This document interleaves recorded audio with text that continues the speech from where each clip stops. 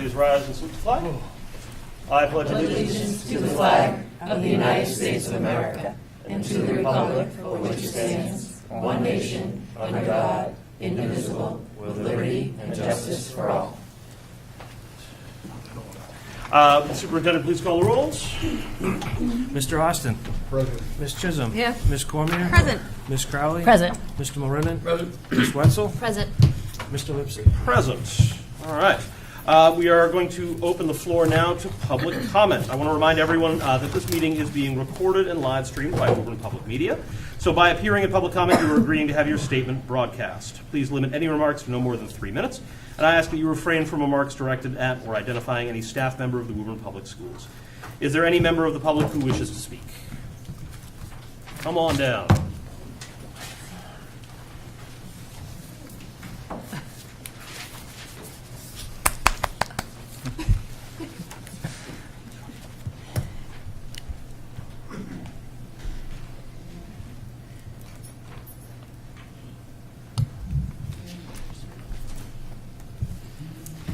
Hello, school committee. My name is Mary Petaruto, and along with Amanda Ruderman and Brian Harnden, I am an advisor for the JMS Theater Program. The directors of this program, Riley McDonough, Kevin Santos, Sophia Moylan, and Megan Sheehy, were the most hardworking and caring 8th grade students to walk the hallways of the Joyce Middle School. If only you could see what they have become, and they're just getting started. They go above and beyond as juniors up at the high school, AP classes, a cappella, band, chorus, you name it. And they sacrifice their free time to come back here and professionally run a youth theater program. They help the kids sing, dance, and deliver their lines with confidence. But more than that, they have created a safe haven where those kids can be themselves. I would like the school committee to recognize Riley, Kevin, Sophia, and Megan, because not only are they the heart and soul of the JMS Theater Program, but because they make our community a better place. Hi everyone, my name is Megan Sheehy, and I am the stage director for the JMS Theater Program. This program started back with its first show, Annie Jr., in 2019 with the 3 previous directors and a vision to bring musical theater to the Joyce Middle School, wanting to share the amazing community that theater can create to their old school. The 4 of us all acted in that musical, and through it, the JMS Theater Program became an essential part of all of our lives. In our 8th grade year, they put on The Little Mermaid Jr., despite the restrictions of COVID-19, and after the show, the 4 of us were given an unbelievable opportunity when the previous directors decided to pass on the program to us. We've put on 2 shows in the past, Mary Poppins Jr. and Willy Wonka Jr., and have impacted so many kids in giving them a safe space to be themselves and discover their talents in the musical arts.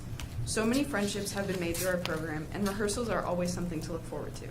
This year, in our production of Beauty and the Beast Jr., we have our largest cast ever in the program and have watched this group of students grow individually and as a community, just as we did when we began in this program 5 years ago. And we can't wait to see them all take this stage soon.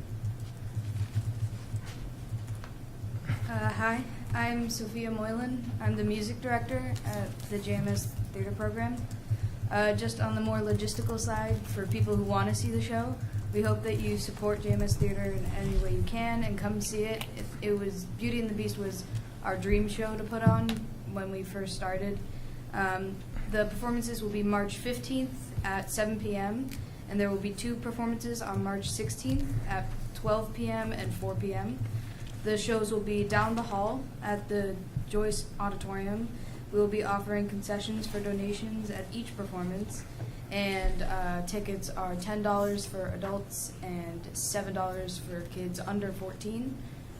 We don't have any discounts for anyone, unfortunately. Hello, I'm Riley McDonough. I'm the choreographer of the JMS Theater Program. The ability to direct this program and share our love for theater for the past 3 years has been a privilege for us all. We've met and worked with so many incredibly talented and dedicated students. It's a blessing to get to watch these kids grow from their first audition to their first performance. It takes a lot to run the show from behind the scenes, but we've been very lucky to work with such attentive and diligent crew members. We've also been blessed with amazing friends who have volunteered, and this year we've been assisted by talented freshmen who are JMS Theater alumni. And lastly, our advisors. Without them, none of our shows would be possible. Seeing their love and dedication for this program is inspiring. As students ourselves, there are times when we've had a long day of school, but as soon as we get to rehearsal, we have smiles on our faces. The atmosphere at rehearsals is like no other, and we are proud to be a part of JMS Theater Program with all of the people that make it such a beautiful place to be. Kevin Santos couldn't make it tonight, our acting director, but I wanted to share the message that he wanted to share with you guys. He wants to thank the community for all the support that you've given us, our program, our performances, and our students year after year. It means so much to all of us. It inspires us to keep on working to make our shows the best they can be for you all. We really invite you to come see our show and support the students who participate in this program. It's going to be great, the best one we've done. We hope to see you there. And thank you all so much for your time, and we hope to see you at the shows in 2.5 weeks. Thank you. Thank you. And we have posters for you guys. I know you got a lot of business to do tonight, so we'll keep your desks empty for now, but later on we'll pass them out to you guys. Thank you. And as you know, the committee can't respond to public comment, but I appreciate your presence here. Thank you. Thank you. Thank you. Good luck. Mary, if you want to leave the posters with Jean, we can grab them. Thank you. You don't have to hang around. All right.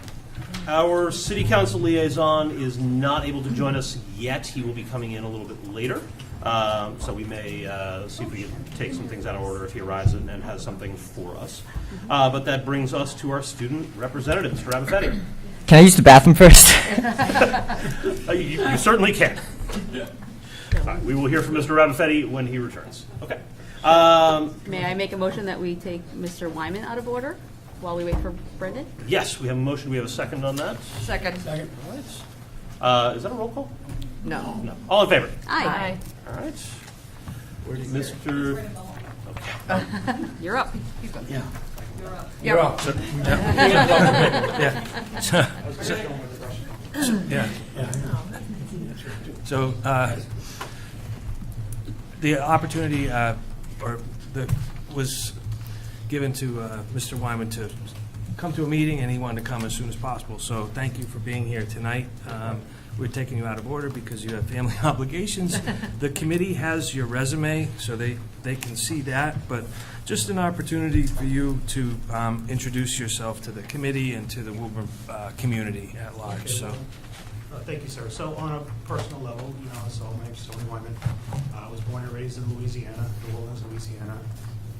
Soon thereafter, when I graduated from high school, I enlisted in the U.S. Army, where I did 5 years active duty, and then I re-enlisted and did 8 years as a National Guard soldier in both New Hampshire and Louisiana before moving to Massachusetts. With that said, I had a brief stint as a law enforcement officer in Louisiana for 3 years, but unfortunately due to some injuries while serving in the military, I decided to step away from law enforcement. At that point in time, I decided to go to school, use my GI Bill and go to college at the ripe old age of 28. So I took the long way to go to college. With that said, I received my bachelor's from Salem State in Human Resource Management. My first job as an HR assistant was actually given to me from a resident of Woburn, Trish Dayhill, who was the HR director in the New England College of Optometry. Gave my first opportunity in HR, which was finding out that it's Woburn. With that said, I was the first person in my family to graduate from college. I'm a first-generation American. My mother migrated here from Honduras. She was a little girl. And my grandfather had an opportunity to take my grandmother and my mom to the States due to an employment opportunity working in the Gulf of Mexico and Louisiana. So he came here for the American dream to make a better life for his family, and it all worked out. With that said, so currently I live in Swampscott with my lovely wife of 13 years with our little boy. And funny enough, she is a teacher as well. She's actually an second-grade EL teacher in Everett Public Schools. And I open it up to any questions or. And with that said, I also have a master's degree in human resource management from Pittsburgh State. Ms. Wetzel. I just want to say thank you for your service. I'm a veteran as well, so thank you. And it was really great to hear your story. I don't really have a specific question. I just wanted to say thank you, welcome on board, and look forward to working with you. Where did you serve? I was in the U.S. Army. What base? So my husband and I actually both. And what was your question? What base? Oh, I served in Harvey and Marquette. Okay. Yeah, and then I also was down at Fort Jackson Okay. Yeah, I did my and Fort Lee. Yeah, I did my term. My basic training was in Fort Leonard Wood, which people call Fort Lost in the Woods. It's in the middle of nowhere. But I did my active duty time at Fort Lewis, which is in Washington State, which is about an hour north of Seattle. Nice. Well, thank you. Ms. Crowley? We'll go to Ms. Crowley. Really nice to meet you. Welcome aboard. I was just wondering if are you bilingual, multilingual? Unfortunately, that's a long story, but I am not. Oh, okay. So my mother came here when she was a little girl, when she was about, I think roughly about 6 years old. And she married my dad, of course, and my dad didn't speak Spanish. And we didn't have any grandparents in the home, so there was really no need to speak Spanish.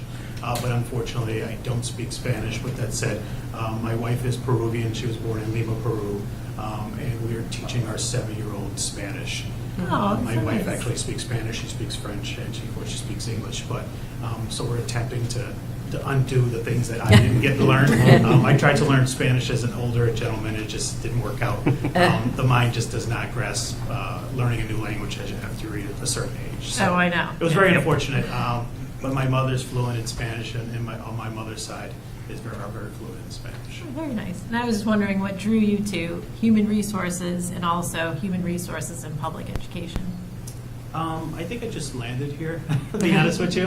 Like I said, my first job was at a small college in the Back Bay, New England College of Optometry.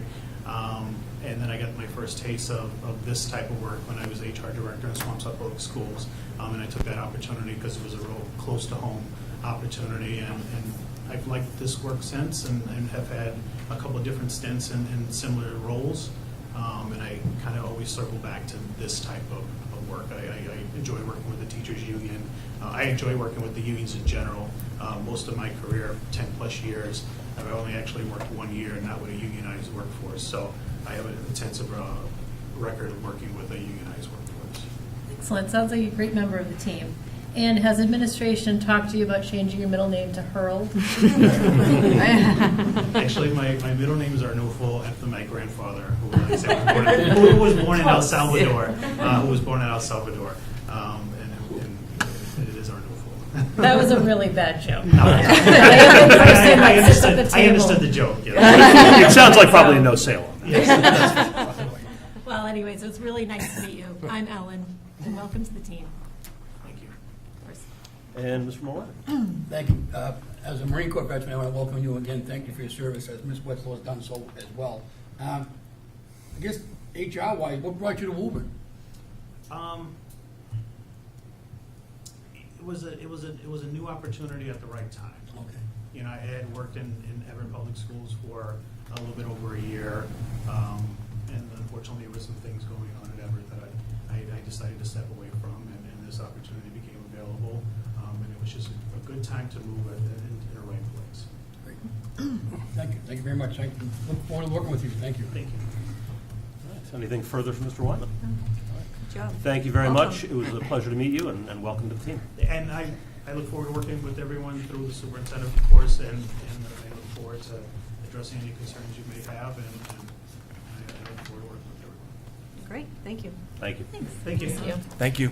Good night. Mr. Chair, I'd like to make a motion to return to the regular order of business so we can hear from our student representative.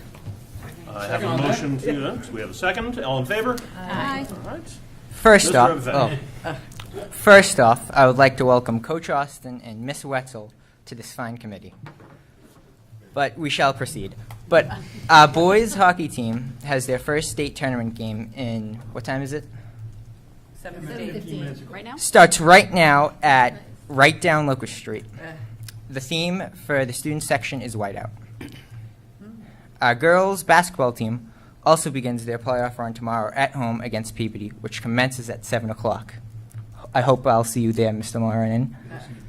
The girls hockey team also plays tonight against Westwood at 7:30 away. Spring sports start on March 18th. Sign-ups are available and meetings are starting to happen for spring sports. In the academic realm of things, progress reports for Term 3 go out not this Friday, but next Friday, the 8th of March. Course registration information in the program of studies for next school year will come out very soon. Model UN spent a weekend at BU Model UN conference and did very well. WMHS earned an honorable mention in the International Civil Aviation Association competition. A new mock trial competed in their first competition. Although the team did not win, they were highly competitive in all categories in an extremely close contest. The students received extremely complimentary remarks from both the judge and opposing coaches on the preparedness and presentation. We are looking forward to their next contest and continuing to build the program. Finally, the Mass Hired Job Coach is continuing to work with students to help find them the jobs. She's on campus in the library on Tuesdays from the start of school to the end of the school day. Any comments, questions, or concerns? Questions from Mr. Revafetti? Mr. Moran? Yeah, if I could, Mr. Chairman. Brendan, so you did track. What are you doing for spring sports? Anything? The final ride, spring track, See you there. the Last Supper. I can't believe it. These 4 years flew by. What about college plans yet? Are you still undetermined? Me and my counselor are working very hard on it. Good to hear that. Thank you. As always, roll Tanners, and I have a game to get to. Enjoy. All right. Do I have a motion to, I guess we did return to regular business. All right. He's out. I didn't know that was an option. Yeah, right. We're going to do an early dismissal here. Clearly, he's on the track. Just take a two-hour recess. We can do that, right? Yeah. All right. So we have returned to our regular order of business. So I would like to welcome Director of Multilingual Learning. Wait. No. I'm sorry. I apologize. I'd like to welcome Ms. Maureen Willis from the Woburn Community Education Foundation.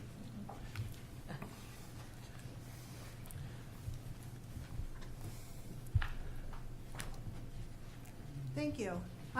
In preparing my notes for this evening, I noticed that it's been exactly a year since I sat in front of you. So I'm hoping that this is our annual meeting to give you an update on what we've been doing at the Woburn Community Educational Foundation.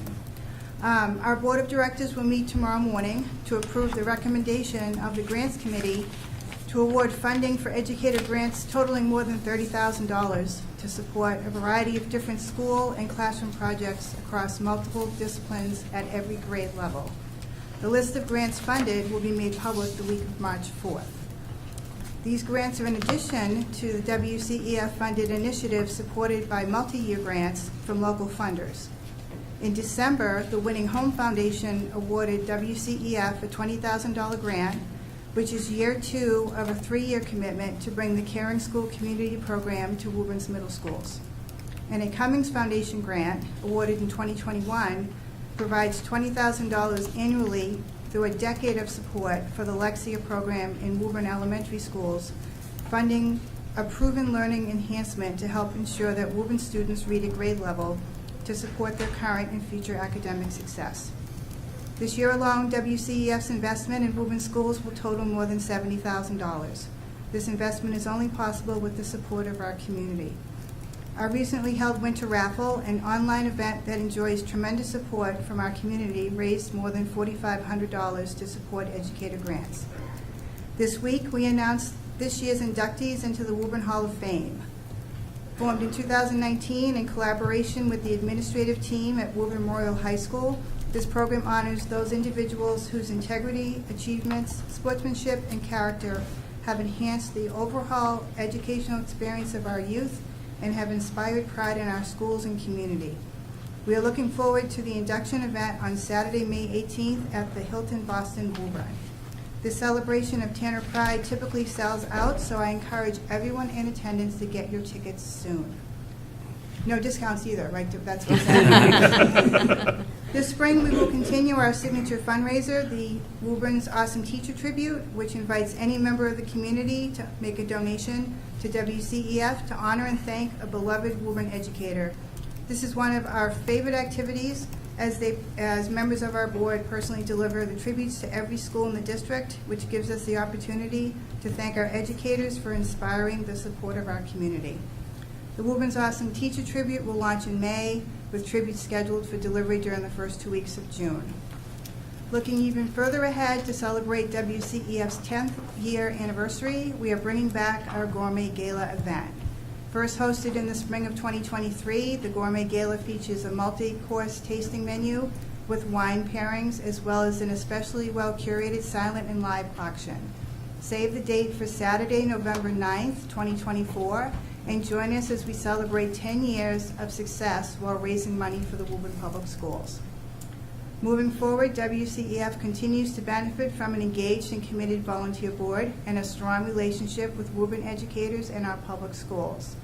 WCEF exists to raise money, and we do this very often by promoting the great things happening in our schools.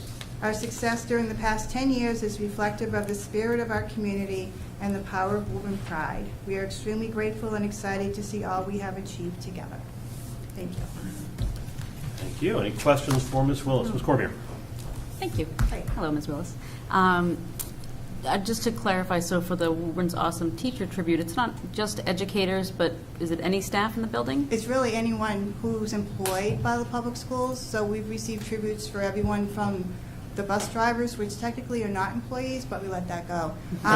Nurses, custodial staff, really anyone. And the parents have the opportunity to give a message that we print on the certificates, and a lot of times it's very heartwarming to see what a difference everyone has made for their students. Great.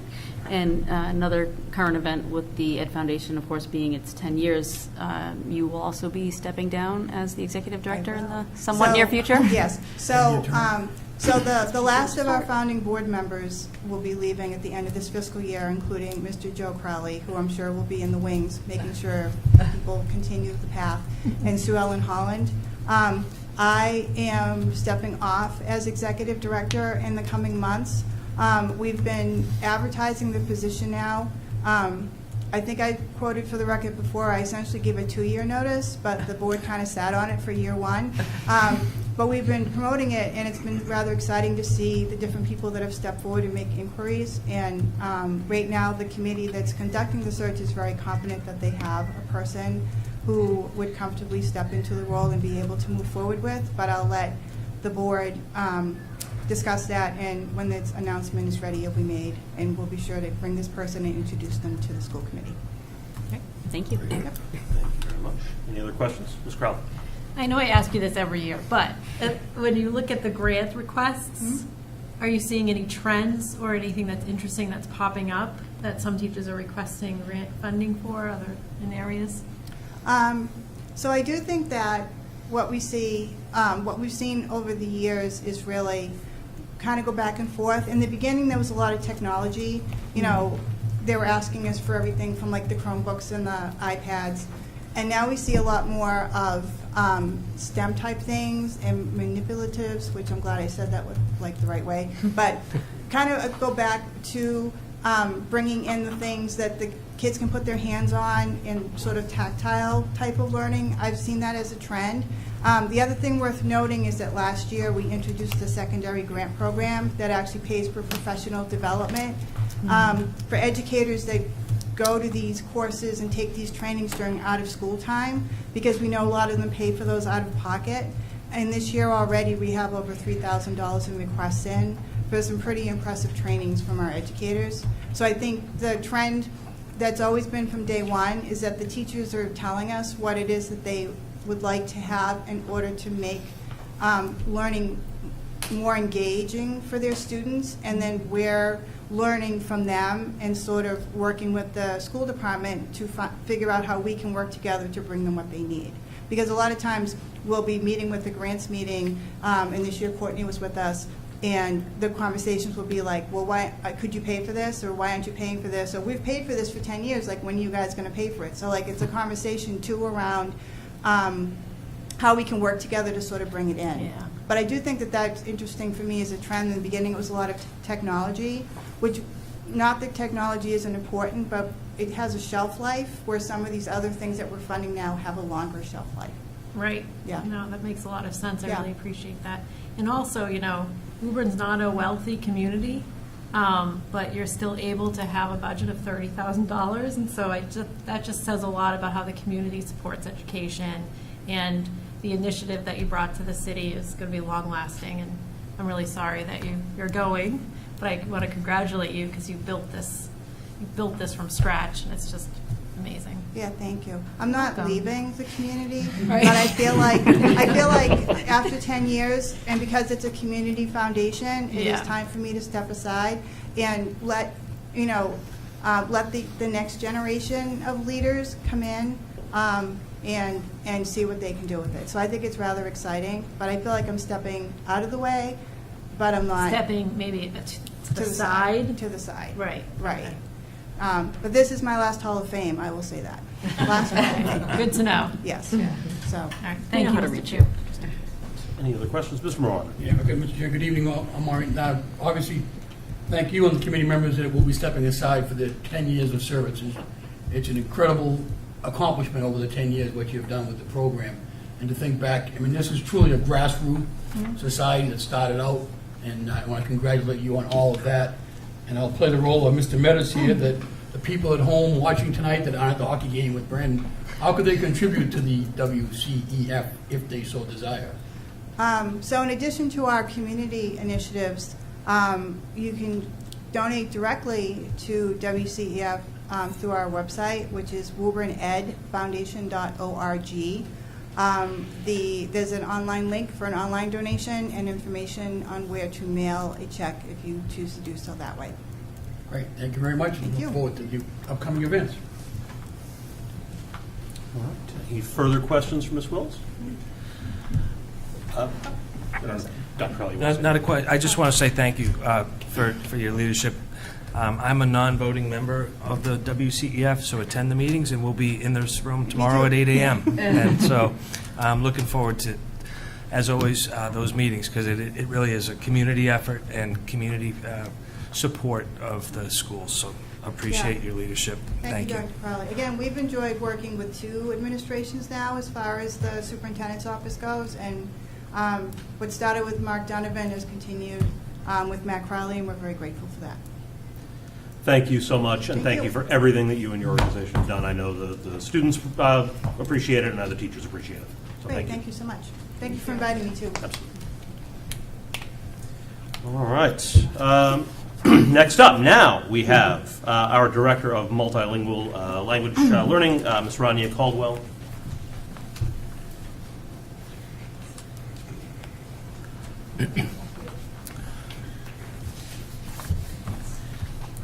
Hello, everyone.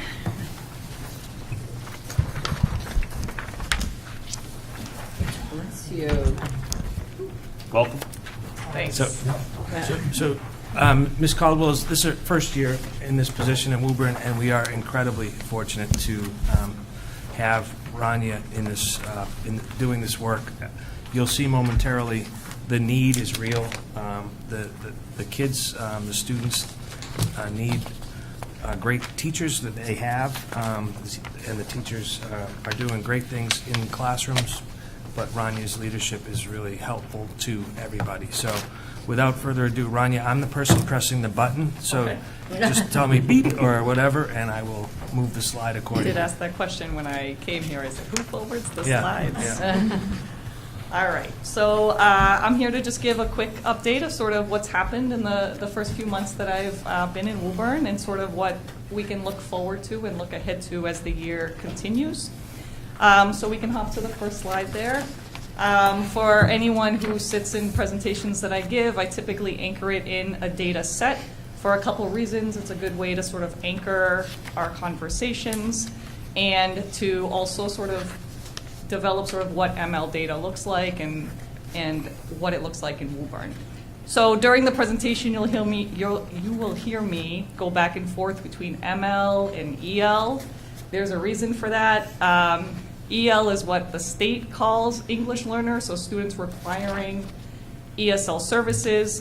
ML is more of a language shift to recognize the assets of our students, that they're, our goal is for our kids to graduate multilingual, college and career ready. So it's really a focus of being multilingual rather than just learning English. But you can be multilingual without an English learner, without being an English learner by the state's definition. So at the local level, we use multilingual to elevate the assets. At the state level, they call it EL. At the federal level, they call it limited English proficient. So they're a long way behind the asset-based language. So just in terms of this data, it's just a quick, big picture overview of the ML students in Woburn. It's broken down by level. So the elementary, we have 423 students, so 19% of the elementary student body is an identified English learner. Middle school, there's 105, representing 11%, and the high school, 135, also representing 11%. The chart below is just a chart to show trends in the district over time. So these numbers are pulled from the DESE public profile, the October 1 numbers. So from 2016 to 2019, it was 5.5, and now it was 9%. So it's an increase of 3.5 percentage points. From 2020 to 2023, so another 3-year span, 8.1 to 14.1, a 6 percentage point increase. And you'll notice between 19 and 20, there was actually a dip because that was the COVID year of enrollment in October 1st. So obviously, trend going upwards. And despite that small dip, we saw that big spike right after 2020. And then on the right-hand column is just straight numbers from June 2020 to the current number. And that's an important number because we're going to talk about data and how it impacts sort of how we report to the state and also impacts other areas in our work. Next slide, please. Okay, so I started on August 22nd here. And there weren't a lot of people in this building. It was a little strange. It was just a handful of people here at the end of August. So one of the first things that I really wanted to dive into was the data in the student information system. So who are our students? Where are they located? What does it look like across levels? And how are students coded in our student information system? So the state reporting uses SIMS data. So we report to the state in October, in March, and June. ML students have up to 7 SIMS indicators. So it's a lot of indicators that we report to the state. And all of those indicators have implications for how we serve our students, funding that we may receive for our students, and what support specific students need. So we talked about accountability data. What we report to the state impacts our accountability data. It impacts our foundational budget. So that October 1st number, I had a little bit over a month to review the data that we had in the system, making sure that all those SIMS fields were as accurate as we can get them before October 1st. Eligibility of ML-focused grants, which we'll also talk about a little bit later. And compliance, which we'll also talk about later. All of those elements feed into so many state level, has such state level impact. So it's important that our data reporting is really accurate.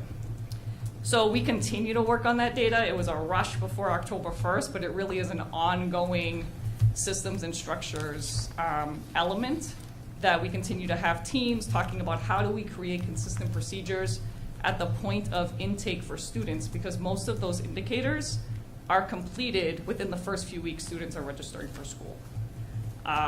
So we want to make sure that we have very clear procedures on how we're enrolling students, how we're coding them, and that people understand the codes. Because it can't just be, I think it's this, or I think it's that. The impact of those inputs really play a huge role. Next slide, please. So then, as that's working, obviously, I'm in a new district. I want to make sure I'm making connections, building relationships with people across levels and across roles. So the first thing I wanted to do was meet with building leaders, had one-on-one meetings with every building leader in the district, talk to them about their students, their needs, for students as well as for staff. Curriculum meetings, leadership meetings, ILT, LAT, IST. I could throw so many letters at you. There's lots of meetings. but meetings with different stakeholders, which is amazing because what has been so nice is everybody wants to reach out, right? And everybody wants to have conversations about our students and what is going to help meet their needs. So that has been really a great connection. Family engagement, we had our first LPAC meeting in January. We're excited to have our next meeting on Thursday, March 7th. We'll be having community organizations come in and present to our families to discuss the different community offerings that are available to them in the summer. And then we have our lovely FACE staff who you had here just a couple meetings ago, Nellie, Camilla, and Kate. They are working through, they're probably in class right now as we speak, that interpretation and translation coursework offered by DESE, which is a great opportunity because DESE has different levels of interpretation and translation that's required by districts. So that offers Woburn the opportunity to offer advanced services to our students and families. And then finally, which is not on this bullet, but I thought about it when I was driving here,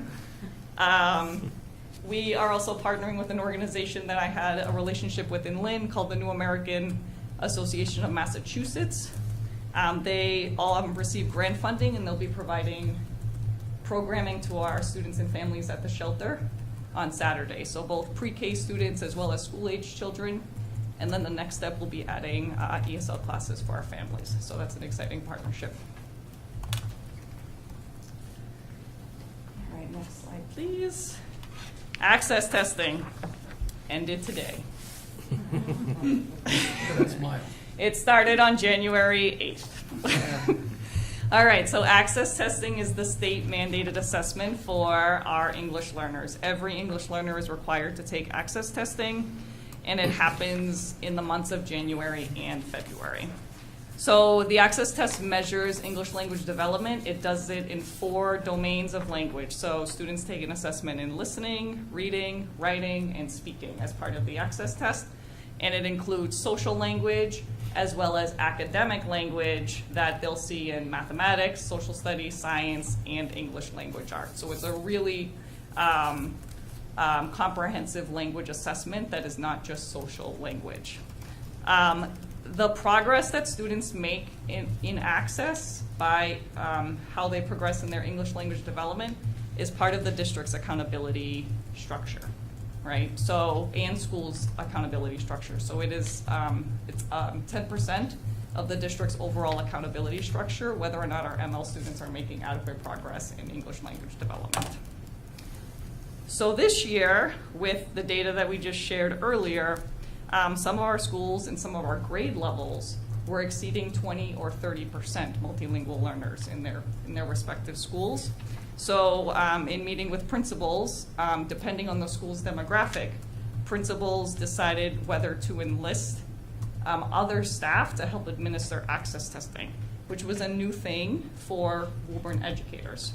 But excitingly, 67 additional teachers were certified and administered access across the district. So in many buildings, it was a shared ownership, just like MCAS testing, where everybody was helping with access testing for our multilingual learners. So teachers and principals were engaging in an assessment that typically sat with the ML teacher, right? So now people were observing what are kids engaging in because they may not have had exposure to the level of language that that test requires for those students.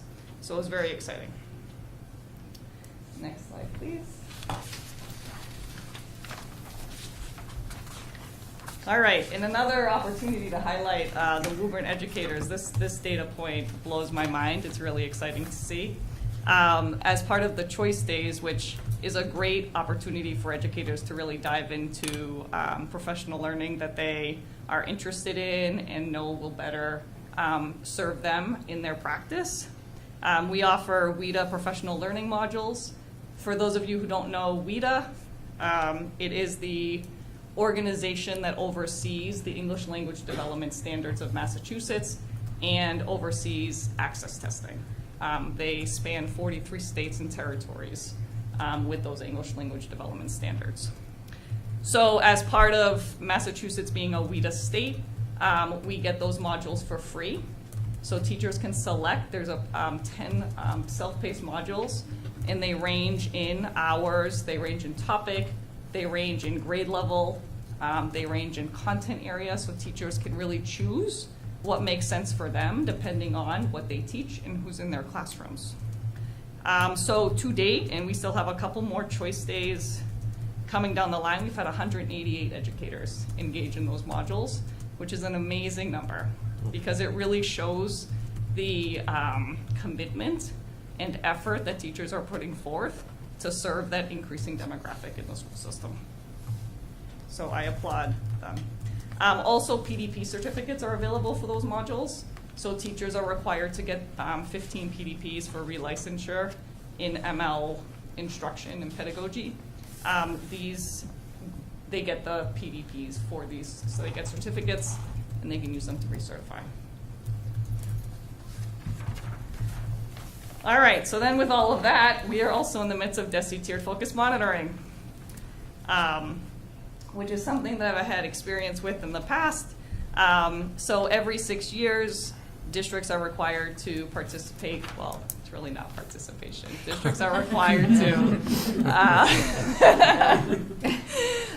They're in tiered focus monitoring. Obviously, special education, EL programs, civil rights, all of those things are part of the compliance bucket. So for the ELD program review, there are 12 compliance indicators that we have to show evidence for and are reviewed on. Last year, I believe Courtney did the bulk of this self-assessment phase where we submitted documents to DESE and we review our own program and give evidence of each of those 12 indicators. And then this year is called the on-site year, so the state does interviews and they request paperwork and folders and documents based on their review of the self-assessment. So that happened the week of February 7th. We are awaiting the final review of that tiered focus monitoring. We'll move on to the next slide. So with tiered focus monitoring, we know we don't have the official results just yet. They should be coming any day now or within the week. But we know at least one indicator we will be cited for simply because of our students who are making progress in English language development.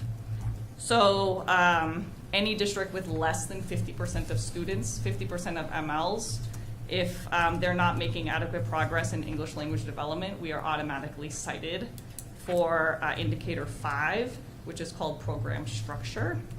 So currently, 42% of Woburn MLs are making adequate progress in English language development. So that chart will show you Woburn's percentage of students making progress compared to the state since 2019. So since 2019, we've seen a pretty steady decrease. However, last year we did see a little bump, so hopefully that trajectory is continuing upwards this year with the access test that just passed. What is important to note about the English language development progress data is that it requires 2 years of data. So students need to take access 2 consecutive years in order to be part of that data set. So it does not include any new students who just arrived or students who just took one access test. So it's an important point that not all students are in this data set, only students who've been in Massachusetts schools for 2 consecutive access tests. All right, next slide. So program structure. For districts with less than 50% of ML students making progress, what DESE says is if more than 50% of students are not making progress, then we need to evaluate the program structure to determine why ML students are not making adequate progress, or at least 50% are not. So in this particular indicator, what they do is then look at 3 big buckets, and based on those buckets, they write their findings. So based on their interviews, their documents, they will look at these 3 big buckets of program structure. The first is, and this is a big one, it's equitable access for MLs. Because multilingual learners are anchored in civil rights law in terms of national origin and language proficiency, what they look at first is, do MLs in the district have equitable access to grade level content and standards, qualified educators, electives, advanced placement courses, things of that nature. The next piece they look at is ESL services and curriculum. So they ask the first question, how much ESL service are students receiving, and is it enough for their language development? And then the next part of that is there a high quality ESL curriculum in place? So is there a scope and sequence similar to math, science, right? Because the state sees ESL as its own subject area. It isn't just helping multilingual learners in whatever they're doing in math class. It is, they have their own resources, their own curriculum, and they follow it just like another subject area would. The third bucket is SEI, which stands for Sheltered English Instruction.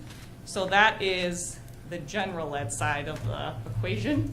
So you have the general ed content teacher side, the ESL ML teacher side. They both do separate things, but they work together to increase language development. So what they do in their interviews, in their documents, DESE reviews, are students receiving appropriate scaffolds and supports to ensure that MLs are receiving grade level instruction and content. So those are the big three buckets. We don't know where the state will land based on their interviews and their documents. As I said, we're expecting them the next few days. As soon as we get it, obviously, we'll share it with the committee. And you know, whatever the finding is, it gives us a good foundation to move forward. Next slide, please. Now I get to talk about exciting things. Money. Okay, so back to the data that we talked about in the first slide. A lot of these buckets, a lot of these grant funds really were impacted by a lot of the data work that we did at the beginning of the school year. So the ESL certification grant is a targeted grant. That was a grant that was offered to districts that had emergency shelters. That was in the amount of $18,426. The goal there is to support educators in getting an additional ESL license. So your content area teachers getting an additional license in ESL so that they can not only deepen their knowledge in language development, but support with ESL services in their classroom. So we initially were slated for $6,000 for that grant. That covered 3 educators, but because of the great interest that we saw in Woburn at our high ML elementary schools, the state added additional funds. So now we're able to offer that grant to 17 educators in the district, which is very exciting. The next grant, here's another acronym for you. Proficiency-based outcomes for languages other than English, also known as LOTE. So this grant was a competitive grant that we applied for at the beginning of the school year, and we were awarded an amount of $16,300. This grant is a grant that I've overseen a number of times in the past, and it is an opportunity for districts to assess multilingual learners in a vetted assessment by the state to measure their proficiency in their L1 or their native language. So that assessment is in listening, speaking, reading, and writing, but in Spanish or Portuguese or Vietnamese. And we are able to offer it to every ML and former ML at the secondary level this year, as well as to any newcomers grade 2 and above. So what it really gives us is another data point of our students, because what I have experienced in the past is that a lot of our students are actually coming with really high oracy and literacy skills, right? But we don't always know that because we don't speak in that language, right? Or we don't have text in that language. So it really gives an opportunity to really highlight multilingualism, to promote families, the seal of biliteracy, and that kids should maintain that second language all the way through graduation, right? In our initial round of this test, we assessed 21 students at the high school. 18 of them met the seal of biliteracy criteria, and they blew it out of the water. I mean, comparatively to the AP test, they were scoring 5s. They were at like the highest point in their native language literacy, which often dispels a lot of myths, right? Our students are maintaining that language despite being in English-only classrooms for their entire educational experience. All right, the next grant is the Immigrant Children and Youth Grant. This grant, we're eligible for $24,624. We should get the RFP in 2 days, which we'll apply for. But this is an extension of Title III funding. This goes directly to those data points that I shared earlier, because the criteria for this grant really increased this year from my experience, and that's due to the number of immigrant youth in the Commonwealth this year. And because of that data work we did at the beginning of the year, we were able to still get a significant amount of money under this grant. So this offers supplemental programs for our students, like extended day year programming, Saturday camps, ESL classes for families, professional development for any staff working with immigrant youth. So that's what that funding source can go to. And it's for students who are in their first 3 years in U.S. schools.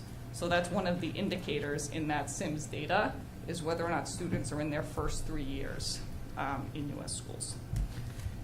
All right, next slide is the last one, I promise. Just some quick highlights, because it's important to sort of know, all the talk that's happening in the Commonwealth around our multilingual learners and even in the nation. So it's been a pleasure representing Woburn since I started here in September. I've been able to participate in a number of regional and national spaces with, Woburn in mind. So in December, I participated in the WIDA Executive Committee meeting in Chicago. I'm the LEA Executive Representative for WIDA. This is my second year of my 2-year term. So I sit in those meetings representing all LEAs in the WIDA consortium, which is a really, amazing experience and a privilege to be on, because you get the inside scoop on WIDA, which is pretty cool. I was also a panel participant for a research project done in collaboration with DESE and the Annenberg Institute at Brown University. Dr. Crowley attended that event in Boston when I was there. What was really amazing about that experience is the focus of the report was on immigrant newcomers in Massachusetts high schools. The report started in my time in Lynn, but when I got there in Boston, the report ended with Woburn, right? They talked about how the new data had Woburn on the list of the schools that it was originally not in the report. And they said the new data would include districts like Woburn. I'm also presenting at the NALPA conference in a few weeks. I'm putting the final touches on that presentation. That stands for the National Association of English Learner Program Administrators. So that's a hybrid conference, so I'll be doing that virtually. And then I'm always engaged in DESE's Office of Language Acquisition Advisory Committees, just giving feedback and informing policies and procedures in the Commonwealth to support RMLs. And that is it. Sorry. A lot of things happening. Please don't apologize. I really want to commend you on a really impressive presentation. I learned a lot. I'm sure my fellow committee members did. And thank you for giving all that to us and for everything that you're doing. Any questions for Ms. Caldwell? Ms. Cormier. Thank you. How many languages are spoken in the Woburn Public Schools, roughly? I think the last I looked, we were at 31 or 32 maybe. Yeah, with I think it's 76% Spanish and Portuguese. Yeah. And so back to the chart with the tier focus monitoring with the less than 50%. Mm-hmm. Is there a sense of why? And I know it's just not Woburn, it's also Massachusetts took a big dip. Is it just COVID, or are there other things that we can be doing? So I think it really, I think that program, those buckets in the program structure is really what it comes down to. So I'll tell you, in my experience in Lynn, our first step was to bump up the ESL side because that really wasn't happening. So we were initially cited on that, and then we didn't see the progress that we thought we would. And then the focus became more focused on the SEI side. So it really, they go through the layers of what do we think is the biggest impact to those students making progress, and then from there we'll get the correct, we'll come up with a corrective action plan and move towards, and then they keep monitoring our progress. But it could be a little bit in each bucket. It could be like, really, we notice the area of focus needs to be in this bucket. It really depends. Thank you. Mrs. Giselle. So if we are cited, and you believe you probably will be, what is there a punishment, or is there a label? Do we want a list somewhere? So what happens is, I'm still here. Yeah. I mean, I've done it. Like, it's like, no, what no. is this going to cost us? Yeah, no. So what happens is they will cite us, and what happens is they say, okay, now the finding needs to be rectified typically within a year. So they typically give you a year to rectify any findings that are in the report. So then they put it back on the district and say, what is your action plan to remedy these findings before this date? And then I then do a lot of paperwork and a lot of documentation. So I submit typically a report every month. So they'll say, okay, for this month, I want you to show me documents on this part of the plan that you submitted to us. So it's sort of a, you said you do this, show me evidence that you guys are all doing this, and then we go through the process. So depending on the progress we make in the process, they either keep us in the corrective action plan or they release us. Is there any money coming to help us complete these tasks? No. So tiered focus monitoring tiered focus monitoring is compliance, right? And I'm a big believer, I'll say it tonight, it might be the first time you've heard me say it, but I'm a big believer, compliance is the floor, it's not the ceiling, right? So a lot of the grant funding that DESE will offer is for the ceiling, right? Because they expect compliance. Right. So, setting that foundation, will they support us? Yes. Will they, if I tell DESE, like, I need, this is something that we need, they will support us in the process. Some of their grants do have priority for districts who are non-compliant. So, for example, they might say, priority districts are districts with more than 500 multilingual learners and who've been cited for program structure in their compliance report. They may give priority to some grants for that, but it wouldn't be something that's like automatic. Okay, so it's something we're going to have to budget for accordingly. But so when we have the multi-language kids in this classroom, they're in with the regular kids too. So with teachers trying to balance both. So there's a lot of additional stuff put on our staff every single day.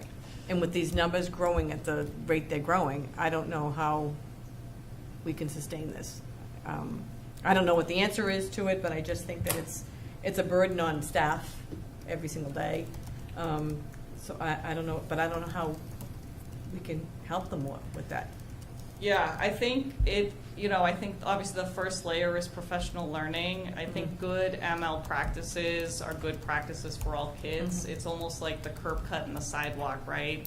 It's created for a certain population, but there are so many populations that benefit from it, right? So that's really what good ML instruction looks like. So the more that becomes part of just the culture and the practice, it will help all kids, but it will especially help your multilingual learners and your teachers, right? Because if you're planning from the beginning for your ML students or students with disabilities in your classroom, it's easier, like if you're building a house, it's easier to build a ramp when you're building than to take down the stairs and then build the ramp, right? So we're trying to get people to build the ramp so that it becomes part of the practice. So the more PD we have, the more support structures we have for staff, and the more people are talking about language in their classrooms. So the access test is a great example of that. Like teachers might not know that Kids are being asked to, like, that type of language.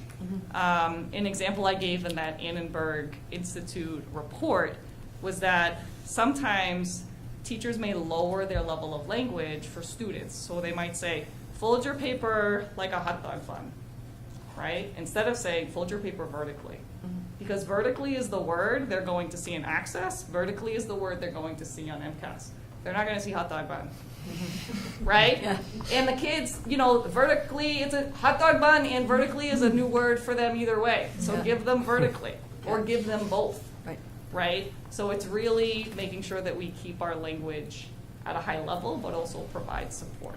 Yeah, I'm very impressed with the kids that got the dual stamps, and I think that's awesome. And I know, again, it's going to be money, and it's going to be time, and it's going to be wonderful. But it would be nice that if all of our students got a chance to be dual languaged from kindergarten through.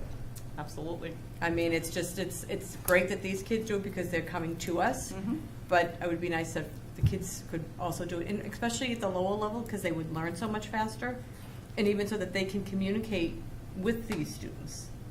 You know, it's to make friends and to build relationships is great, but I think it would be wonderful if we can do it for all of our kids.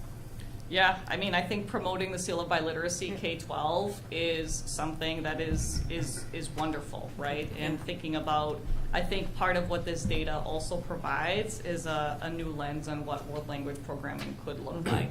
Right. Because I mean, like in Europe, the kids all speak 2 or 3 languages Yep. all the way through, and I just think that that's important to make it for everybody. But good luck.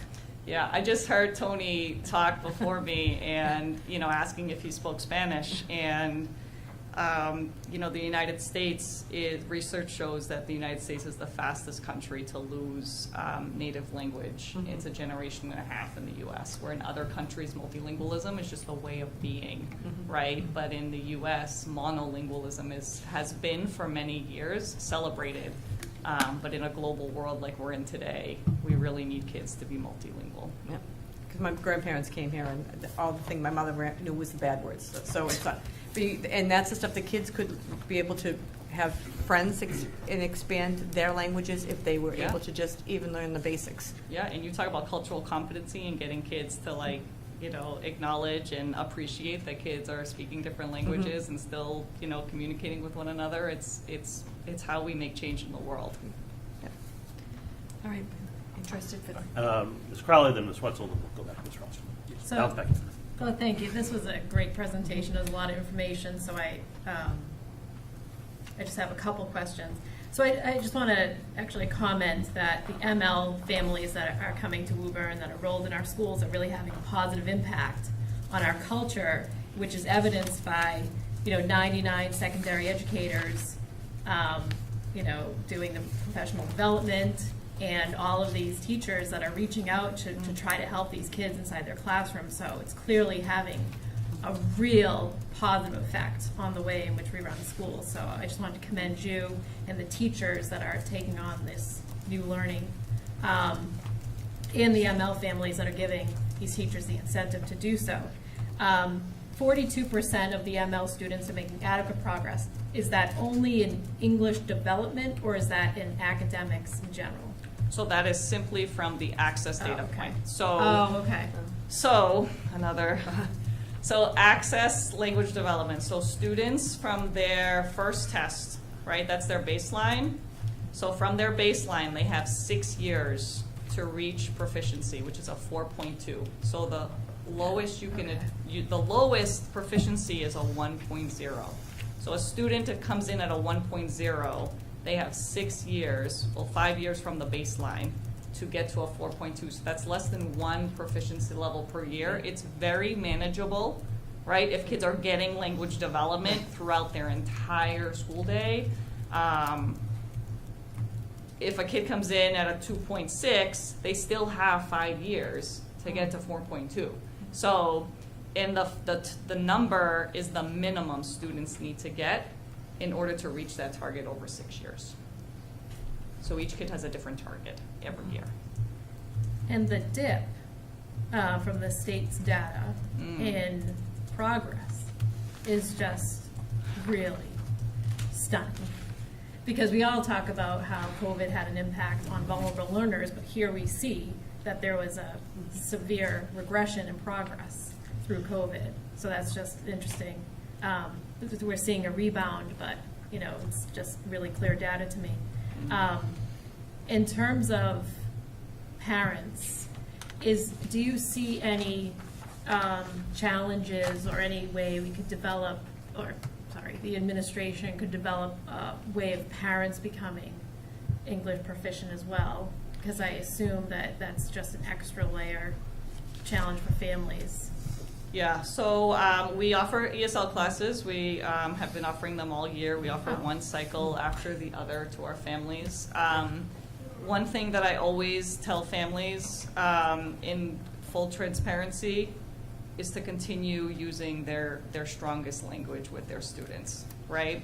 Because the research will show that using your language of strength will better support students in their English language development, because parents are using more advanced vocabulary, higher order thinking skills, they're reading more complex texts or having more complex conversations, and then kids just need the English words, right? They already have the knowledge, they just need the words. Whereas if parents are trying to have conversations in a language they're not comfortable with, it'd be like me reading a book to my child in Spanish, right? I can read it, but like I don't have emotion with it, I don't have high vocabulary, so they're really not getting the impact that we want them. So yes, it's great if, when parents are picking up English, but in terms of working with their children and that engagement every day, the more they can engage in their native language to build their content and their background knowledge will better suit them in English language development in the long run.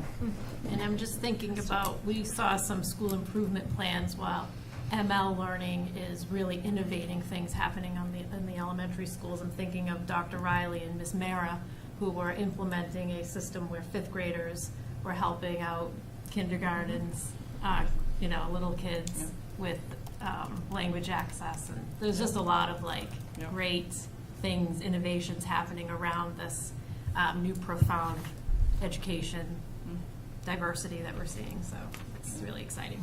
It is. Okay, that's all I have, Mr. Chair. Thank you. Ms. Watson. Hi. I just wanted to say thank you. It was a great presentation. Definitely learned a lot and clearly done, and I'm assuming we'll continue to do a lot of work, so this is great. I just had some questions specifically around the access testing. You said all grades take it, so it starts at kindergarten and then goes through 12th grade? Yes. But then it's only looks at after you've been in the program for 2 years, so we wouldn't look at like a kindergartner's data. You would. So they still get data. Yeah. They don't have a progress. They don't have a progress indicator. So it doesn't fall under that percentage of if they're making progress. So we still get data. That's their baseline score. Yep. And it can still be used for planning and grouping and services, but they don't get a progress target until they don't get the making progress indicator until the second year. Got it. Yeah. Okay. So everyone takes the test. There may be a time, I saw this in Lynn, where more students took access than took MCAS because it's a K to 12 exercise, and K to 2 tends to have your largest ML demographic as they're learning English and then exit later in the years.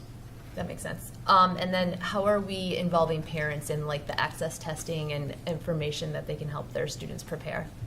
Yeah, so the access test isn't a test that you're going to prepare for, really. It's really, how kids are using English. So students are practicing those skills every day in their classrooms, and how they're using language and listening, reading, writing, and speaking. It's a very scaffolded assessment, meaning like kids get visuals and supports and examples when they take access, but it's really not an assessment that you prepare for.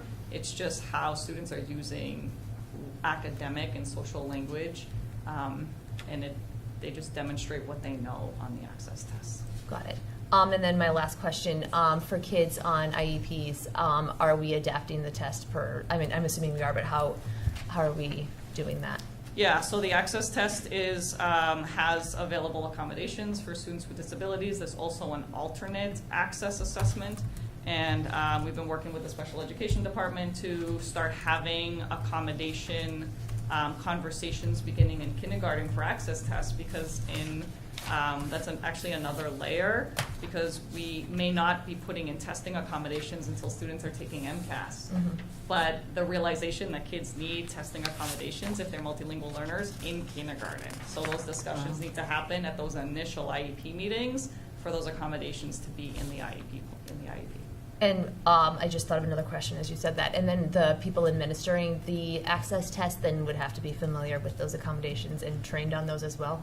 Yeah, so the access general assessment is computer-based. The alternate is a one-on-one assessment.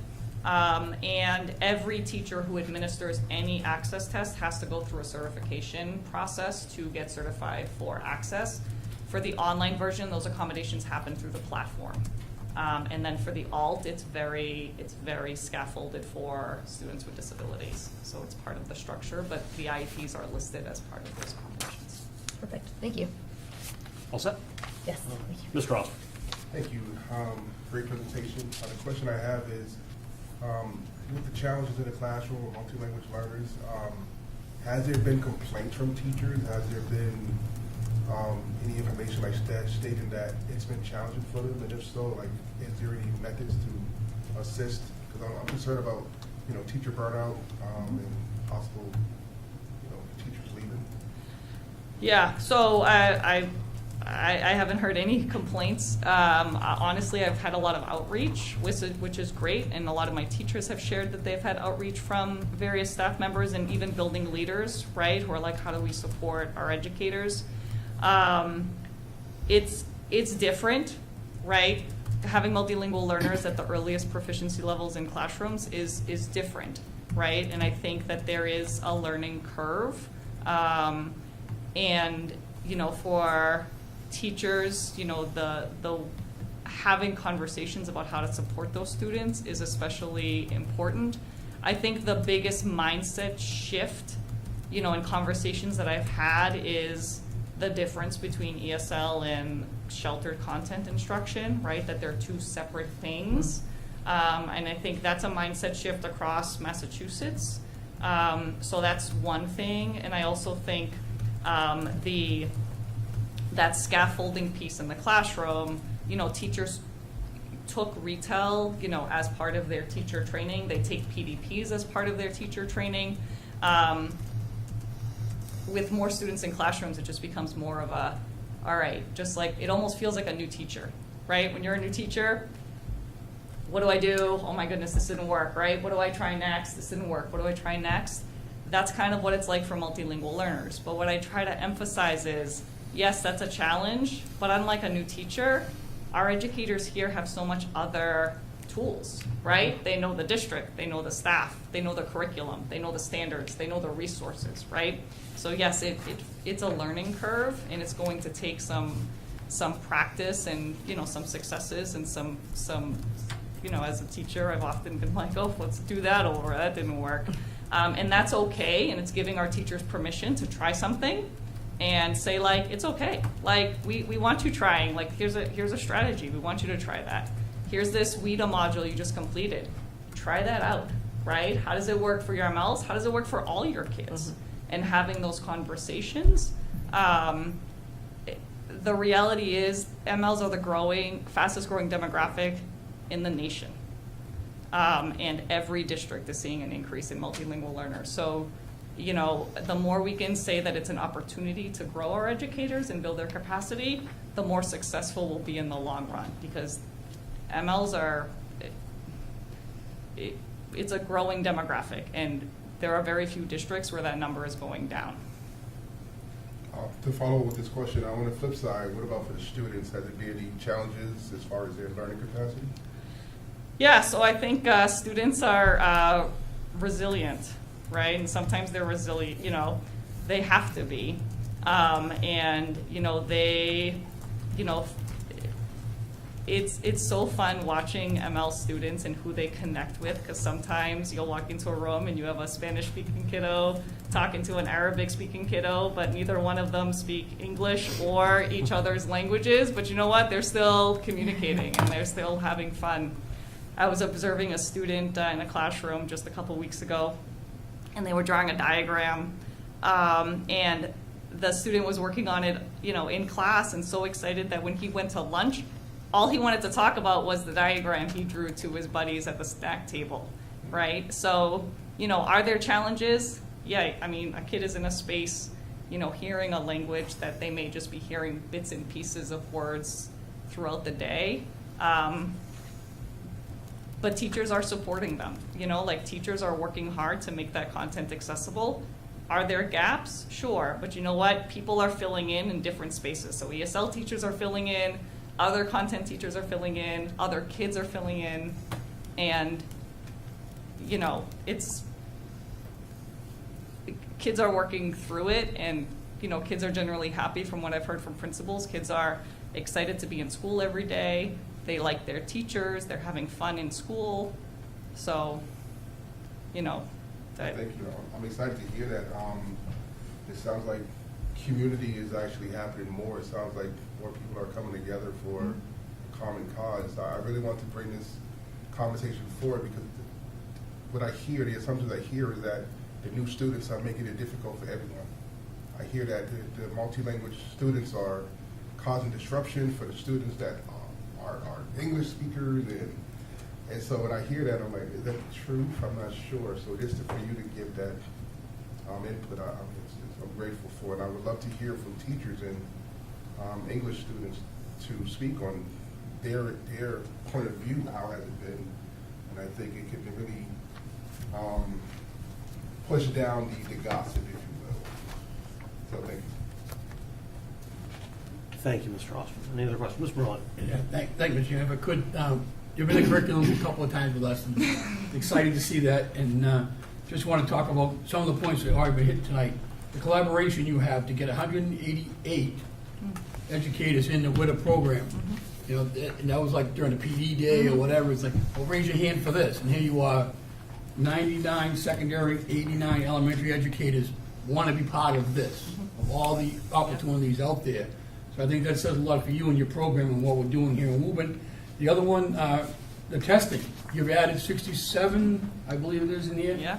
67 additional testers. So, it's not the ML person going in and I'm going to test today, I'm going to test this many kids. I've got 66, 67 other helpers to get it all together, working together as a collaboration, as a team. And I think, back to Mrs. Chisholm's point about the biliteracy stamp at high school, I brag about my grandson, if you haven't heard about him. He's 5 years old, basically bilingual at 5. Yep. And we know we're going to have to practice that at home going into kindergarten. But again, we received an email a while back about how do we support something like that at the early ages. So perhaps it'll happen, sooner rather than later due to, the needs and the progress we've been making in your department. So I want to thank you for that, and I look forward to 188 going to 228 or whatever you're going to do with it. So appreciate it. Thank you. I'm all set, Mr. Chairman. Any additional questions, Ms. Caldwell? What do you want to say? Well, I would just say thank you for educating us, me, and the guidance that you've been providing to our staff. I said this earlier when Rania came to the committee. When she was an applicant, I bumped into the Secretary of Education, who she worked with in Lynn, and he said, you have a candidate. Hire her, and I'm so grateful we did. So appreciate your time tonight and all the work you've done. Thank you. Thank you, sir. I'm no longer the newbie either, so.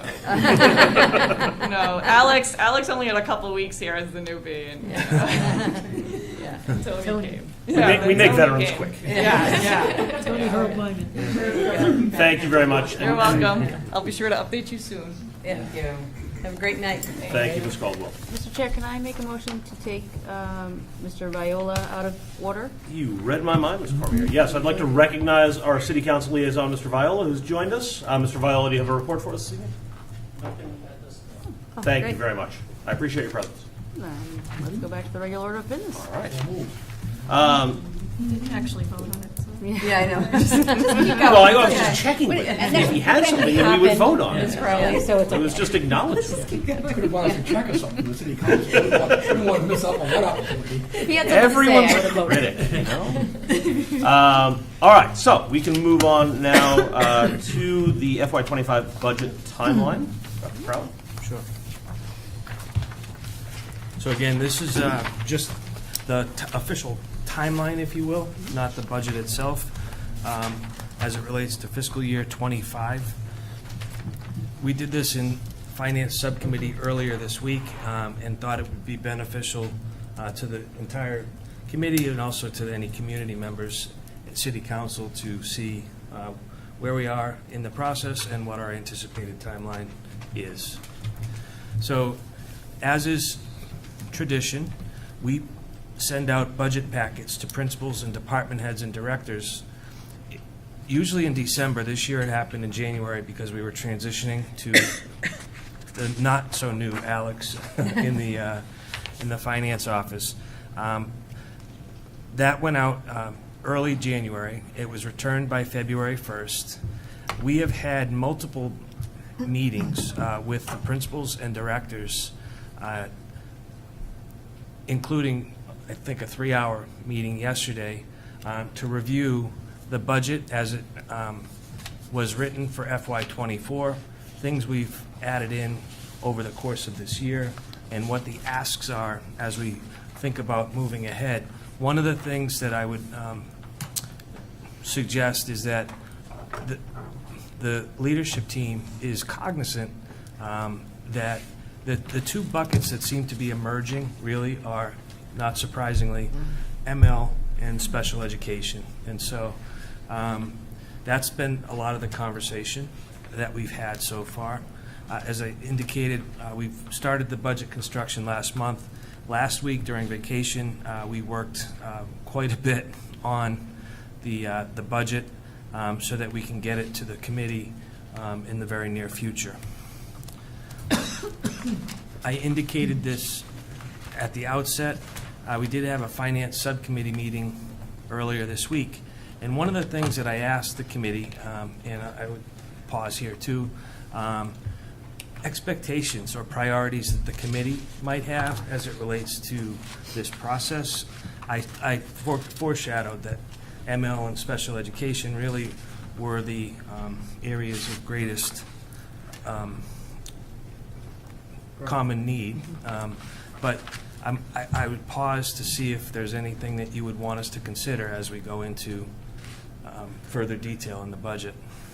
Do committee members have any thoughts on priorities that they'd like to see administration look into? I mean, I'll be discussing some of it through my finance notes, but like, you know, the reading specialists that we had in the EL grant, that we definitely hold on to those going forward. But, yeah. So, thank you.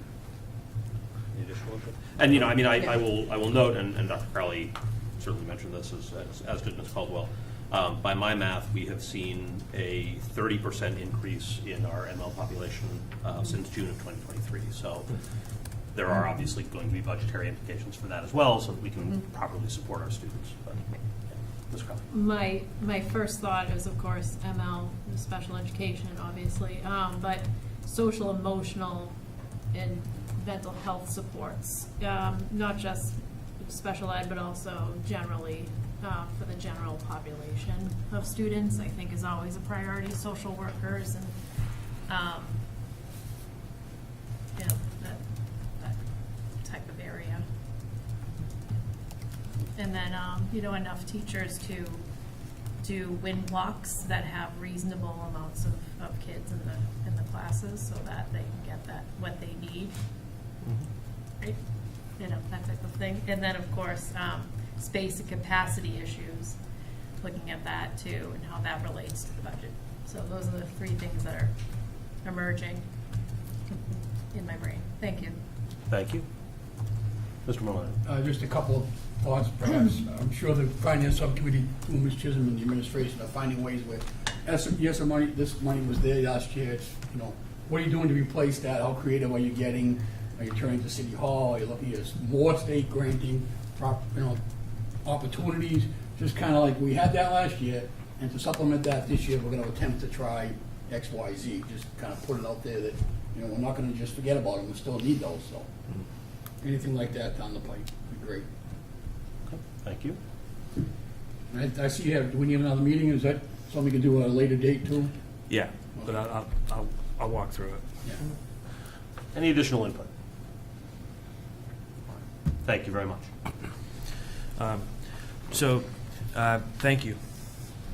We are, as I indicated, in the process of putting together the entire budget, which we, rather than do it by level or section, and so it's really kind of putting together a quilt, if you will, and stitching all of the pieces together. We will provide a draft budget to the Finance Subcommittee by March 6th, by next week. And so that's our goal. We initially had it a week earlier, so I appreciate the flexibility from the Finance Subcommittee meeting because it gave us time. Vacation week, we were here working, but a lot of folks weren't available. So again, we've had a meeting yesterday with the leadership team, and we have one scheduled for tomorrow afternoon as well. So it's in real time working with everybody. So the plan then is for the Finance Subcommittee to review the budget. The dates listed are there, March 7th, March 21st, and the 28th. And to Mr. Morenen's question, and the statement really is, if there's another meeting that people want or to change a time, please let us know. We're not, we want to be as transparent and open with the committee, with the public as possible. So not that we're eager to schedule more meetings, but we will. And ultimately, our goal is to, on the March 27th meeting, present the first round of the FY25 budget. So the 27th and then the April meeting's dedicated to FY25. We may have other agenda items, but the intent is to use a lot of that time to go through our budget. We'll have the public hearing on the 24th and then send the budget to the mayor, to City Hall, on or around May 1st. That's been our stated goal. That's been past practice. The past couple years, because of COVID and extenuating circumstance, that deadline can move a little bit into May if need be. But I want to be respectful of City Hall and the mayor to put together the city budget for FY25. And so we have had discussions with the Mayor Concanon around FY25, nothing specific, but just I don't want you to think that we're not having conversations with the city, and happy to, I'm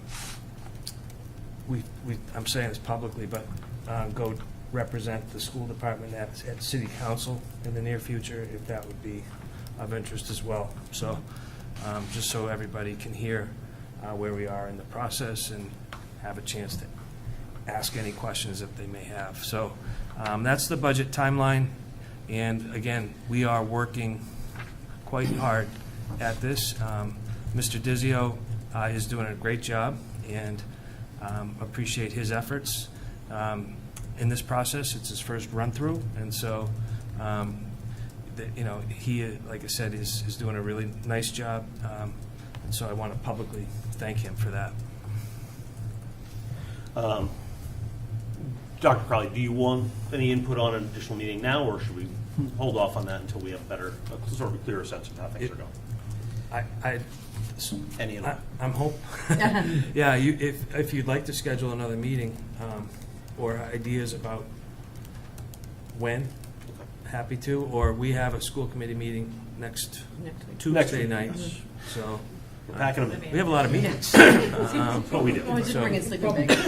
If I may, Mr. Chairman, to Dr. Crowley, I'm pretty sure, seeing this process develop, you'll have structured meetings, middle school will be in, the high school people will be in, kind of doing it that way with us, or just the finance, or how do you want to do the meetings? Yeah, just through the finance. Okay. Yeah. We won't publicly hear a lot other than the finance subcommittee reports. Like, they met with the middle school, their needs are such and such, and that's the recommendation. Right. Okay.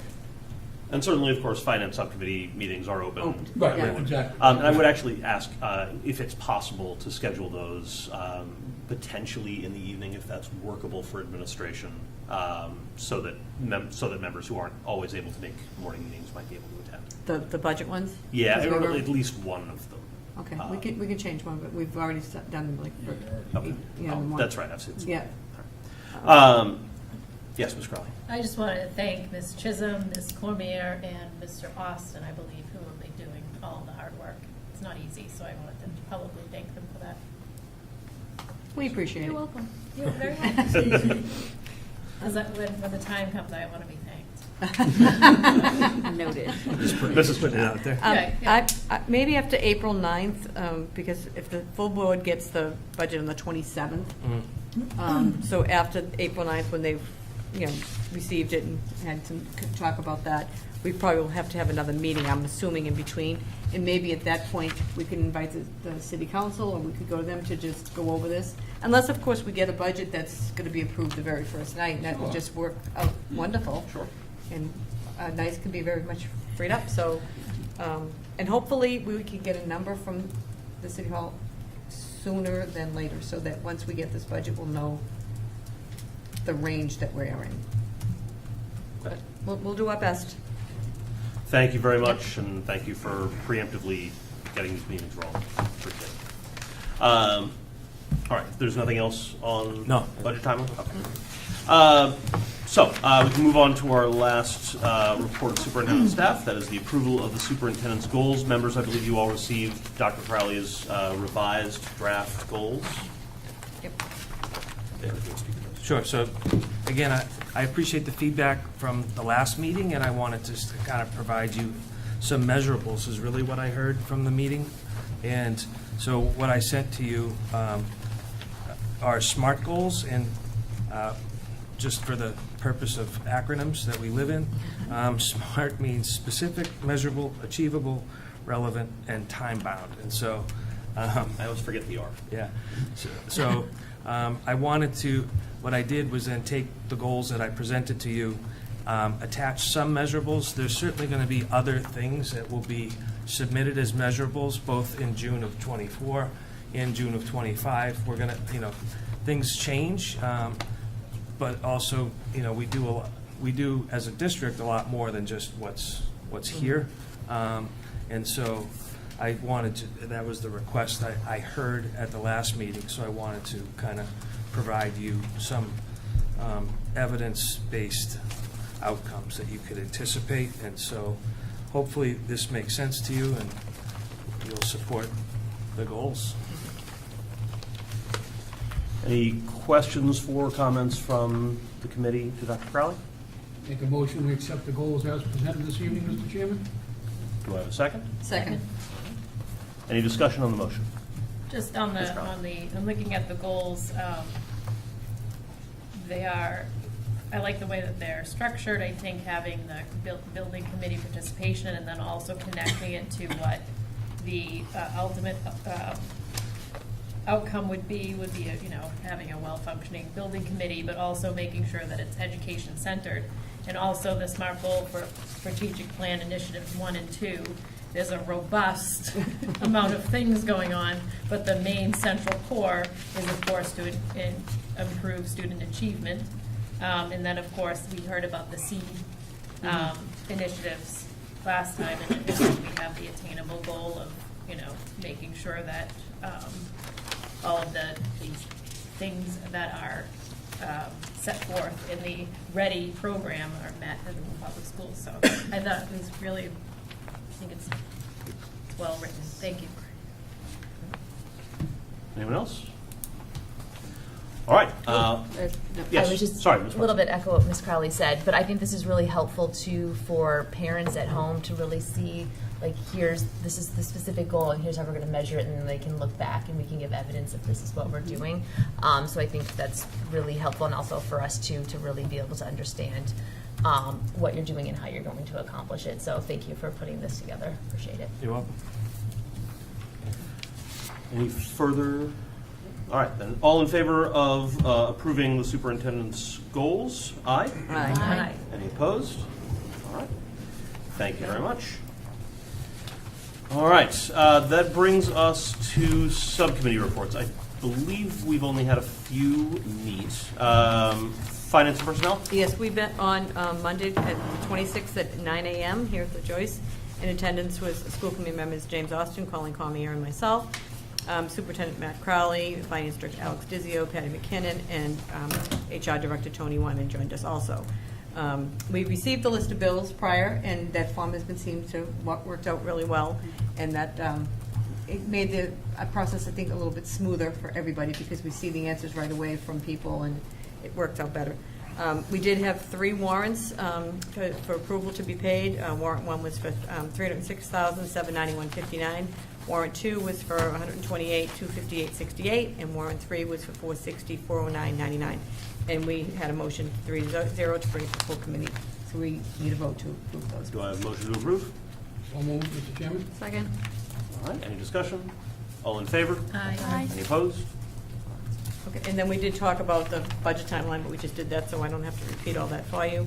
And the ELML was, and SPED was the major request for the budget to be sensitive to all those areas that need the extra work. And we had the ML teachers that we now have, 1 to 2 at all the elementary schools, 2 at the middle school, 4 at the high school. And we're probably going to need to increase those to help out so that these kids can get what they need and the teachers can get the support that they also need. The population has been served, we asked currently serving is growing.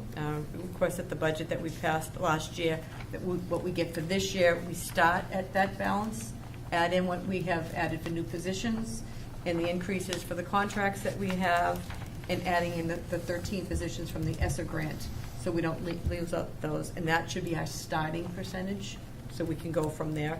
And that will be receiving the budget on March 6th, and we'll be meeting on the 7th, the 21st, and the 28th. And I'll ask the Finance Subcommittee if we can change one of those to either late in the afternoon or early evening. If I would that would appreciate work. it. If Okay. not possible, that's fine. Yeah, I mean, probably the second one, that way we could have had a run at it first, and then we can deep dive into it. And I'll make sure that everybody knows when we meet, the minutes will get out to all of you, sooner than later. I appreciate it. And then we'll be getting a full, and then we met on personnel issues. Tony Wyman did a brief introduction himself because he was going to save it for tonight. And then Superintendent Crowley asked that we post 4 positions that will be needed for next year, earlier than later. One is the Director of Facilities that we talked about last time. Dave Dunkley is retiring after a mere 17 years with us, so we want to tap into his knowledge. And then there's a physics teacher at the high school. It's a high position to fill, so they want to get a jump on that one. The Malcolm White Assistant Principal, sadly, she's going to be moving to another country, so we're going to need to fill those shoes. And the Guidance Department Head, due to retirement, we want to change that to a coordinated position to allow for additional days in the contract, as well as different responsibilities. So those 4, we agreed that Dr. Crowley could go ahead and post those with the full support of the committee tonight. So we'll need a vote to put those out to Talent Ed and wherever else we can get, so we can get these positions filled sooner than later. Thank you. Do I have a motion to approve those 4 job postings? So moved. Second? Second. Any discussion on the motion? Mr. Moran? Just curious, I'm sure, Mr. Chisholm, I'm sure your Finance Subcommittee also looked at the budgeting for these categories Right. and the highs and the lows. Yep. and Hopefully whatnot. we're saving some money. Yeah. That's, you know me, That's I'm the looking for question, money right? everywhere I go. How much money are you going to save? Yeah. Yeah, and the meeting adjourned at 9:50. I'm all set. We still need to vote on Right. that Oh, motion. sorry. So, It any was other moved. discussion on the motion? All right. All in favor? Aye. Opposed? Okay. There you go. Post Now away. you can talk Yeah. about what you. Yep. And we adjourned at 9:50. All right.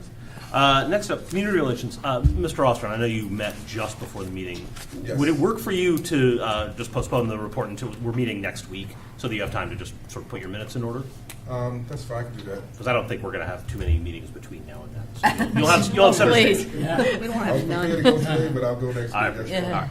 Thank you for that. So we'll table community relations for now.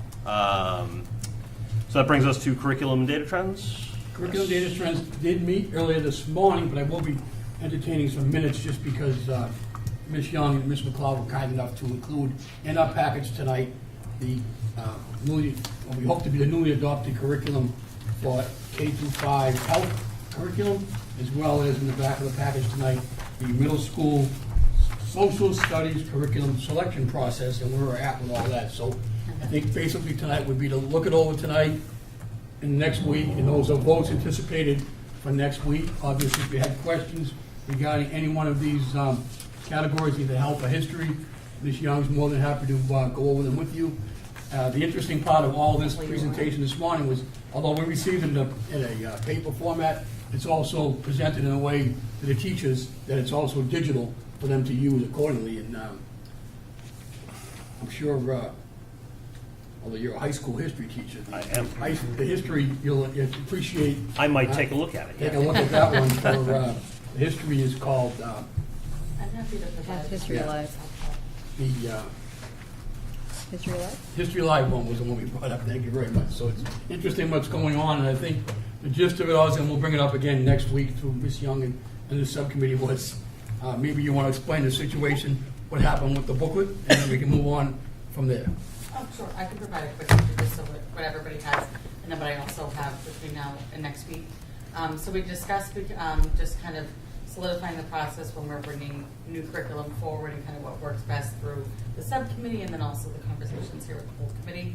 And so we went through the process of going through the selection process and why these two curriculums are forward today, which I'll explain in a second, but also that I could kind of go through that overview. And then I have access to all of the text and materials with me here at the Joyce, and so anyone that would like to see them between now and next week is more than welcome to take a look more closely. I'm happy to sit down and answer kind of any specific questions, so that when we do the vote next meeting, we've had a kind of a week's time for everyone here to take a closer look if they want. Because so many of the programs now are hybrid, that it's a combination of online and text. It's hard to like distribute all of it. It's not just like a book I can hand you. There's so much more to it. And so again, I have all that. So anyone who wants to take a deeper dive, I'm happy to do so. The elementary health program. This is the health program. This is based off of the new comprehensive health standards. This does not include any of our kind of opt-in, opt-out standards. That is, would be separate programming. This is just comprehensive health standards. So for example, and I'm looking, I said I didn't need a copy of the materials because I didn't see anything, but I'm looking and I'm like, it would be helpful if it was in front of me. It's about, in kindergarten being safe riding in a car, wearing helmets. This is talking about getting enough sleep, hand washing, healthy friendships, fighting colds, which we could all use right about now, eating a healthy breakfast, helping anyone avoid germs. Again, just kind of to go along those topics. And that there are more lessons in the program than we teach per year. We were fortunate to have our two elementary health educators, Ms. Blasi and Ms. Viscusi, were able to come to the meeting today and talk about it, which was really nice. They were very excited about this. The program is Health Smart. It's one of the few programs in the Commonwealth that has fully adopted the new comprehensive health standards.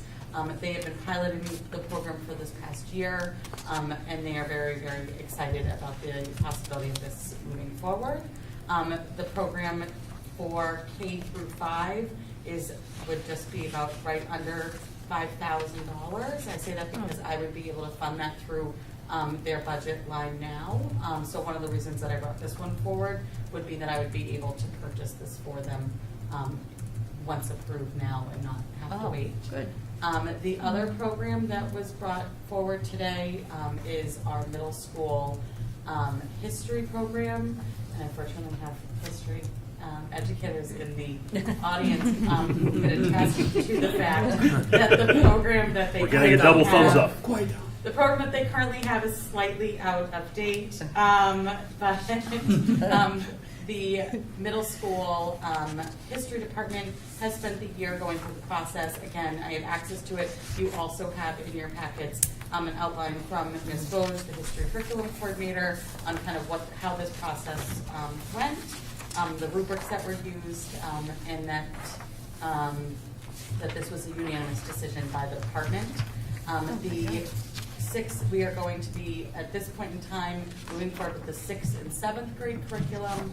The 8th grade educators have opted to spend more time to look at the 8th grade curriculum, given that the 8th grade curriculum, which has changed the civics, there are more resources out there for 8th grade educators, and so the time will be taken to do a closer examination before making a decision. However, we feel comfortable with the opportunity to move forward now with our 6th and 7th grade and get those a little more up to date. Again, I have all of those available in my office, as well as I'm happy to share for you to take a closer look at the online portion of it, so that everyone feels comfortable with the decision next week. Again, thank you, Ms. Young. That's an opportunity whereby the subcommittee this morning voted 3-0 to bring it forward next week for the vote of accepting both these curriculums. And the other item this morning was the Student Opportunity Act, Student Opportunity Plan, Student Opportunity Act. It's a 3-year plan, and Ms. Young's working with that, and we'll hear more about that mid-March, mid-April, March, beginning of April for her deadlines on that. So, and our meeting adjourned at 11:15. Oh, excuse me. We did get an update on the dual enrollment programs on life sciences at the University of Lowell at Woburn Memorial High School, which we'll get a little more information for that as part of my report next week as well. But, basically, it's the health and history curriculum. Give it a peek. Get back to Ms. Young, and we'll vote on that next week. So thank you. Thank you, Mr. Mullen. Any questions for curriculum? Okay. And then we can move on to policy, and Ms. Cormier. So we have not met, but we, as a full committee, are due to vote on 4 outstanding policies: EHB, data and records retention; KDCB, district website and social media; BDB, responsibilities of officers and members; and BHE, use of electronic messaging by school committee members. So I will entertain a vote to approve those 4 policies. Do we have a motion to approve these 4 policies? I'll make that motion. Okay, do we have a second? Second. All right. One or the other one of you did both of those. Okay. Any discussion on the motion? On any of these 4 policies? No? Okay. All in favor of adopting them? Aye. Say Aye. Opposed? Okay. So, in general, we have adopted these. That does call on us to, as we have just approved, the position of vice chair for the Woburn School Committee. So what we will need to do is schedule a vote for our next meeting on appointing a vice chair. So members, you can consider for yourself We'll fight whether over you would it. like to jump into that chair, that vice chair. We'll do an arm wrestling. But we will put that, we'll make sure that that vote is on the agenda for next time, okay? For any nominations and votes. Resources and capital planning? We have not met, But. but we have our first building committee meeting on March 7th at 6:30. And if I'm correct, you have scheduled a resources meeting for the 4th of March as Yes, well? Is thank that you. correct? Thank you, Mr. Chair. Yes, we have resources scheduled for March 4th. I don't remember what time. 8 a.m. 8 a.m. That's right. 8 a.m. And for the committee and for the members of the public, at our last meeting, Dr. Crowley referenced capacity issues, especially at the elementary level. Resources will hear proposals to try to make sure that we are doing what we can to mitigate those issues.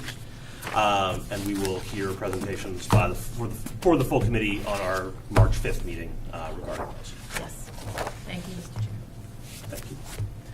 All right, and finally, student services and achievement. We have not met. Okay.